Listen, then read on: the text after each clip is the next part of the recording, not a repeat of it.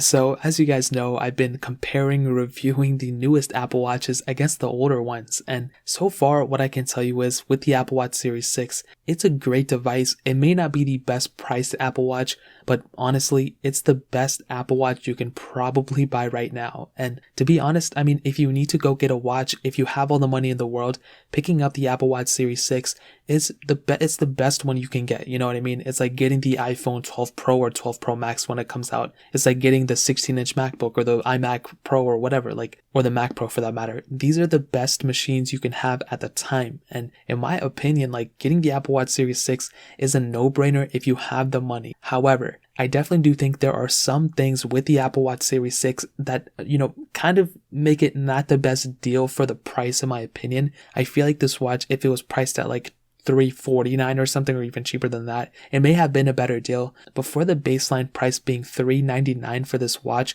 I mean, it's a pretty big price to pay for this specific, Apple Watch Series 6, if I'm being honest. And that's for the base model. The top tier model, which is the 44mm one, is more expensive than that. Now, if you want to pick these up, I'll go ahead and leave the links down in the description below from Amazon. You can pick them up from there and help support the channel at the same time. Now, with this specific watch, I think if it was just this watch in and of itself, I think it would have probably made it a better looking deal. But the fact of the matter is that you have the Apple Watch SE that is right below this one, and it really doesn't compromise too much. And I feel like I just reviewed the Watch SE yesterday, and it doesn't feel like this watch is a bad deal. It doesn't feel like it's crazy, the Watch SE specifically. And since that thing is starting at $279, I mean, there's $30, $120 difference between these two watches. And that's a lot of money, that's not cheap. I mean, that's like an Apple Pencil. You can buy an Apple Pencil with that. And looking at the Apple Watch Series 6, I mean, I don't want to compare them, but since they did come out at the same time, I mean, it's pretty important. And I already dropped a full comparison of these two just like a couple days ago. Now, with this Apple Watch Series 6, what's really cool about it is that, first of all, it does bring some new capability.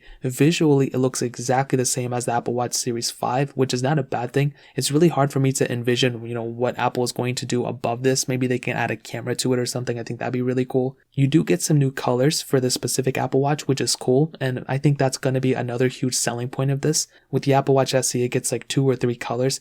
The Apple Watch Series 6 comes in graphite, it comes in red, and it comes in blue, which is the one I got. And I actually do like this color a lot. I think probably it's going to get old really fast. I think I should have got silver or something, but I think this is still a really good Apple Watch. The display looks really nice as well. They all pretty much share the same display, the Apple Watch SE and the Apple Watch Series 6.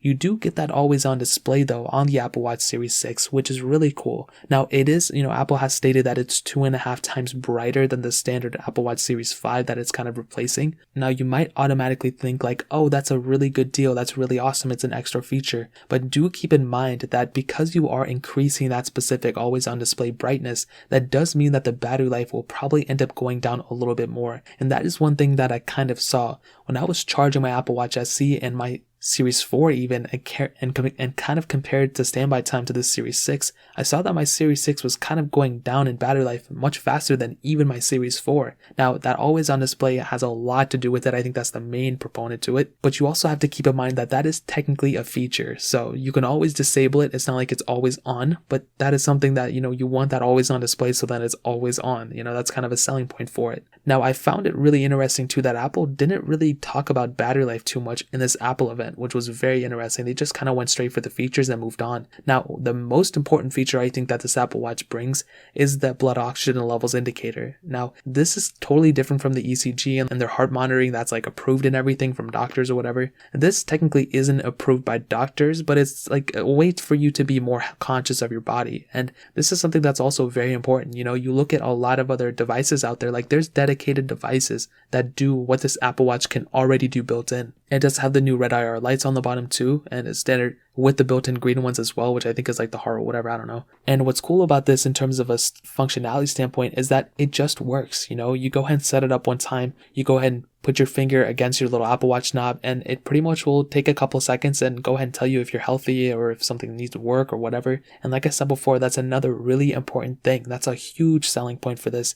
If you're somebody who wants to be more in tune with their body and somebody who's super health conscious, getting this Apple Watch will probably end up doing you more justice than not, and I think this is a very important aspect of it. Now everything else, like the always on display and the battery being worse or whatever, like I think those things are secondary thoughts.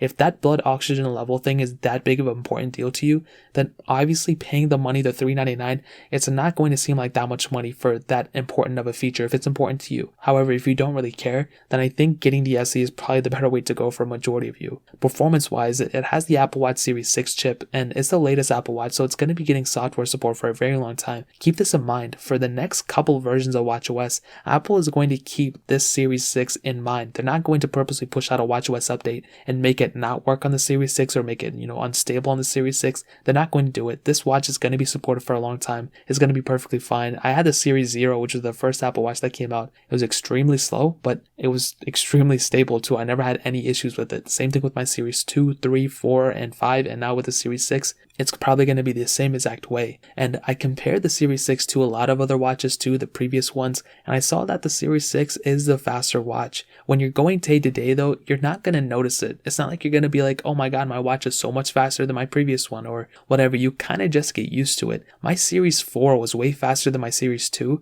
but after like 2 hours of just wearing it, I kind of got used to it. Like this becomes the norm. And the Series 6 is going to be the same exact way. I was messing with it. It didn't really feel that much smoother or faster than my Series 4 or my Series 5, but it is what it is. I mean, it is faster, so you have to keep that in mind, but it's not going to be that crazy. If you have a Series 4 or Series 5, I probably won't recommend upgrading just because of the performance, but I would say, it is a smoother Apple Watch, and that is something that you can't take away from this. It's definitely going to be able to handle whatever you throw at it. If you look at a lot of notifications, if you reply to a lot of texts and everything, you're going to have a good experience with it. It's going to be extremely smooth, extremely fast, and for the majority of people out there, getting the Series 6, like I said, is probably going to be a good choice. So in terms of performance, it handles it perfectly fine. Software is going to be supported for a very long time on this watch as well. And you can get this watch now and not have to worry about it for many, many years, which is probably one of the biggest advantages for the Apple Watch Series 6 in my opinion. Now on top of this, battery life, like I stated before, this is probably the one area where this watch kind of struggles in. It's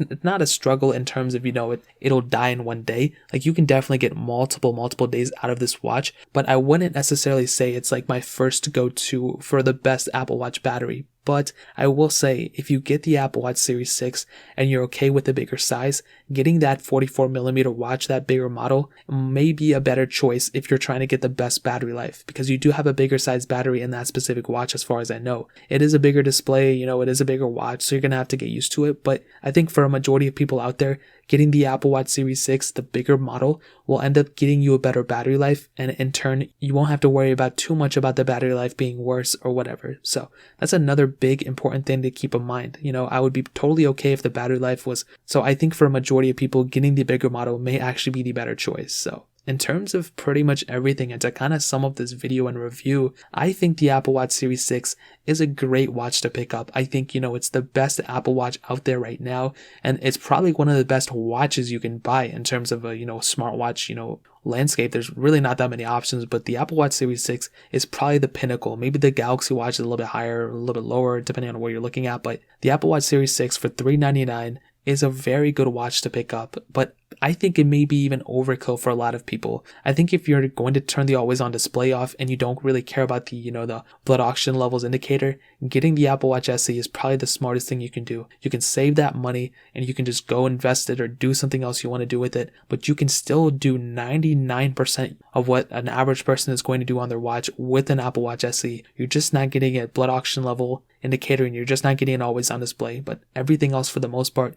you can do on the Apple Watch SE. So I'll leave an Apple Watch SE link down below too if you want to pick it up from there. Same exact thing, you can help support the channel at the same time. But that's really pretty much it. If you guys have any other questions or anything, let me know in the comment section as well. Hit the like button, that would mean so much, but definitely hit that subscribe button. Every single subscriber that we get really does count, so it means so much if you guys can hit that. Also check out the other links down in the description as well. My Twitter, my Instagram, my second channel. More importantly than everything else, I love every single one of you guys. Hopefully I'll catch you guys in the next video. Peace out till then.